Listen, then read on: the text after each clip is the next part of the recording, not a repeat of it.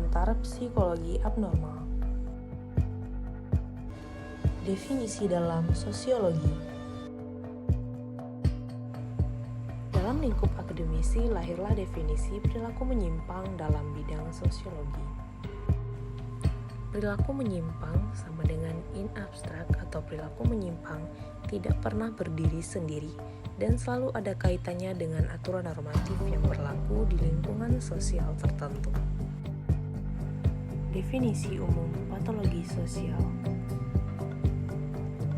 Perilaku sosial menyimpang adalah tingkah laku yang melanggar pertentangan atau menyimpang dari aturan-aturan normatif, dari pengertian-pengertian normatif maupun dari harapan-harapan lingkungan sosial yang bersangkutan.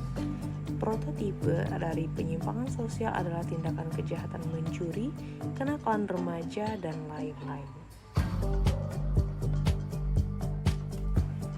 Dalam hubungan tersebut dinyatakan bahwa aturan-aturan normatif adalah bagian integral dalam bentuk kolektivitas atau pertemanan, organisasi, pekerjaan, dan sebagainya. Konsep perilaku menyimpang. Sejarah dari perilaku menyimpang. Perilaku menyimpang tidak memiliki nilai ilmiah karena istilah perilaku menyimpang itu sendiri bersamaan dengan munculnya istilah masalah-masalah sosial dan patologi sosial.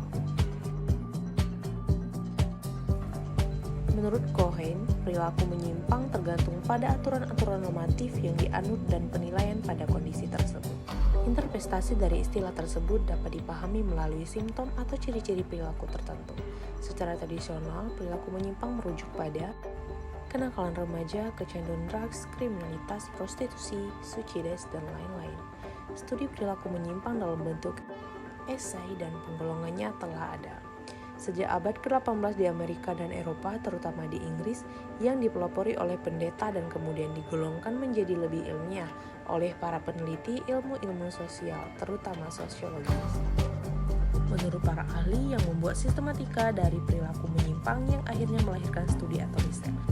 Lahirlah American Association tahun 1865. Asosiasi ini memperkenalkan pelajaran perilaku menyimpang yang membahas perilaku menyimpang sebagai topik utama untuk pembahasan dengan mahasiswa dalam lingkungan universitas.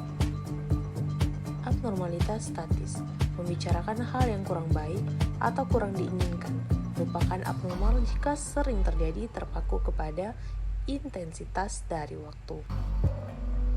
Apa itu perilaku sosial menyimpang? Yang pertama, perilaku yang kurang diinginkan atau disvalue. Merujuk kepada tindakan kriminal yang dianggap jahat dan merugikan, menciptakan stigma bagi individu yang bersikap negatif dan memalukan. Akhirnya, mayoritas memberikan atribut atau cap negatif terhadap individu. Akibatkan individu memiliki kedudukan secara sosial tidak diinginkan berdasarkan pertimbangan-pertimbangan normatif. Efek negatif jika terjadi kepada anak di bawah umur, ia akan berkembang menjadi individu dewasa yang kriminal. Oleh karenanya, perlu diperhatikan antara individu yang memiliki perilaku menyimpang atau individu yang memiliki stigma tidak diinginkan. Misalnya, individu yang sudah bebas dari penjara tipikor melakukan bakti sosial. Individu tersebut pernah melakukan penyimpangan sosial, tapi di pemikiran masyarakat dia memiliki stigma negatif. Yang kedua yaitu perilaku menyimpang dan peranan menyimpang. Macam-macam pendekatan dari konsepsi perilaku sosial menyimpang. Yang pertama, pendekatan biologis dan patologis.